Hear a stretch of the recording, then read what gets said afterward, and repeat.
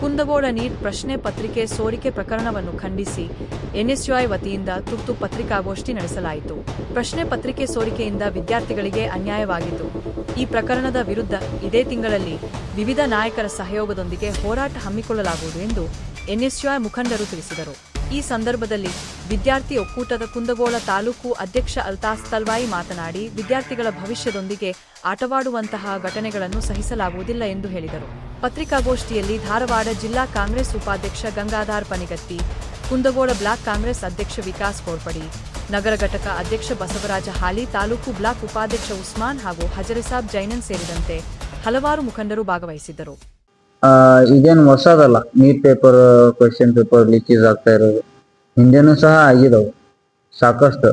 BJP ಸರ್ಕಾರದ ಅವಧಿಯೊಳಗೆ ಸುಮಾರು 50ಕ್ಕೂ ಹೆಚ್ಚು ಬಾರಿ ಏನೋ ಆಗಿದವು. ಅದೆಲ್ಲ ಅವರು ಯಾವ ರೀತಿ ಅದನ್ನ ಕ್ರಮವನ್ನು ಕೈಗೊಳ್ತಿಲ್ಲ.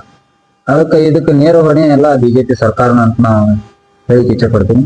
ಒಳ್ಳೆ ಈ ನಡೆಯನ್ನ ಕಂಡೀಷನ್ ಈ ಜೂನ್ ತಿಂಗಳಲ್ಲಿ ಬರೋ ದಿನಗಳಲ್ಲಿ ನಮ್ಮ ಎಲ್ಲಾ ತಾಲೂಕಿನ ನಾಯಕರ ಒಂದು ಸಮ್ಮುಖದಲ್ಲಿ ನಾವು ಬೃಹತ್ವಾದಂತಹ ಪ್ರತಿಭಟನೆ ಮಾಡ್ಬೇಕಂತಂದ ವಿಚಾರ ಇಟ್ಕೊಂಡು ಈ ತುರ್ತು ಪ್ರೆಸ್ ಮೀಟ್ ಅನ್ನ ಕರೆದಿರೋದು. ಒಳ್ಳೆ ಹಾಗೆ ಬಡವ ಜನರಿಗೆ ಬಹಳ ಅನ್ಯಾಯಗಳಾಗ್ತದೆ. ಒಂದು ಹಾಲಿನ ಪ್ಯಾಕೆಟ್ ಅಂತ ಹಿಡ್ಕೊಂಡು, ಒಂದು ಗ್ಯಾಸ್ ಸಿಲಿಂಡರ್ ಅಂತ ಹಿಡ್ಕೊಂಡು, ಪೆಟ್ರೋಲು, ಡೀಸೆಲ್, ಬ್ಯಾಳಿ, ಅಕ್ಕಿ ಎಲ್ಲವನ್ನು ಮೊದಲು ಮಾಡಿ ಇಲ್ಲಿ ಬೆಲೆ ಏರಿಸ್ಕೊಂತ ದಿನದಿಂದ ದಿನಕ್ಕ ಬೆಲೆ ಏರ್ತಾ ಹೊಂಟವೆ. ಇಲ್ಲಿ ಬಡವರಿಗೆ ಅನ್ಯಾಯ ಆಗತ್ತೈತೆ ಹೊರತು ಅಂಬಾನಿಗೆ, ಅದಾನಿಗೆ, ಮೋದಿ ಅವ್ರಿಗೇನು ರಕ್ಷಣೆ ಆಗತ್ತೆ. ಯಾಕಂದ್ರೆ ಅವರೆಲ್ಲ ಇದ್ದವ್ರು, ಅವ್ರು ಹೆಂಗೋ ಕಟ್ತಾರ.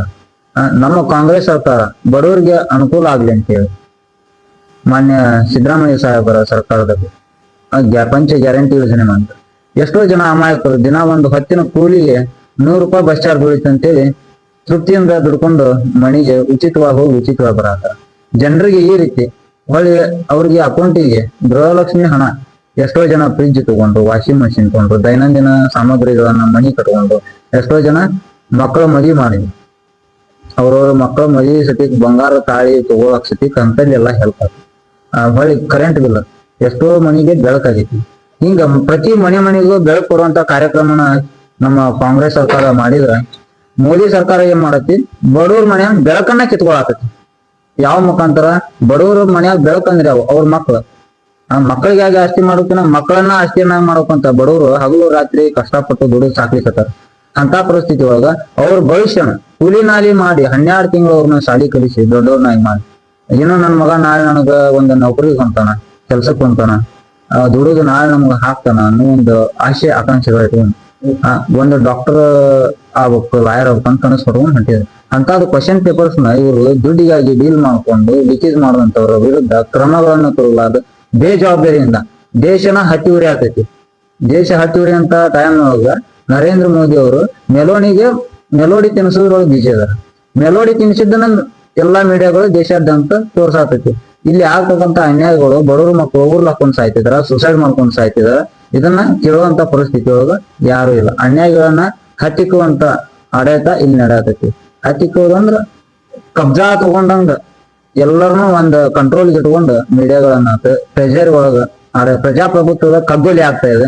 ಅದಕ್ಕೆ ನಾವು ಬರೋ ದಿನಮಾನದೊಳಗ ನಾವು ಚಕಡಿ ಮೆರವಣಿಗೆ ಮುಖಾಂತರ ನಮ್ಮ ಕುಂದಗೋಳ ತಾಲೂಕಿನಾದ್ಯಂತ ಎಲ್ಲಾ ಊರಿನ ಗ್ರಾಮದ ರೈತ ಬಂದವ್ರನ್ನ, ಹೊಳ್ಳಿ ದೀನ ದಲಿತರನ್ನ, ಹೊಳ್ಳಿ ಎಲ್ಲಾ ಬಡ ಜನರನ್ನ, ಎಲ್ಲರ ಪರವಾಗಿ ಎಲ್ಲರನ್ನೂ ನಾವು ಅವ್ರಿಗೆ ಒಮ್ಮತಕ್ಕೆ ತಗೊಂಡು ನಮ್ಮ ಕಾಂಗ್ರೆಸ್ ಪಕ್ಷದ ನಾಯಕರ ಸಲಹೆ ಮೇರೆಗೆ ಎಲ್ಲರನ್ನೂ ಒಮ್ಮತ ತಗೊಂಡು ನಾವು ಚಕಡಿ ಮೆರವಣಿಗೆ ಮುಖಾಂತರ ರ್ಯಾಲಿ ಮಾಡಿ ಕುಂದಗೋಳ ತಾಲೂಕನ್ನ ನಾವು ಬಂದ್ ಕರೆ ಕೊಡ್ಬೇಕು ಅನ್ನೋ ವಿಚಾರ ಇಟ್ಕೊಂಡು ಬಂದ್ ಕರೆ ಕೊಟ್ಟು ಕೇಂದ್ರ ಸರ್ಕಾರದ ಮಾಡ್ತಿರ್ತಕ್ಕಂಥ ಹಗರಣಗಳ ಅನ್ಯಾಯಗಳ ವಿರುದ್ಧ ನಾವು ಧರಣಿ ಮಾಡ್ಬೇಕಂತ ಹೇಳಿ ಈ ತುರ್ತು ಸಭೆ ಕರೆದ ಈ ಮುಖಾಂತರ ತಮ್ಮ ವಾಹಿನಿ ಮುಖಾಂತರ ನಾವು ತಿಳಿಸ್ತಾ ಇದ್ದೇವೆ.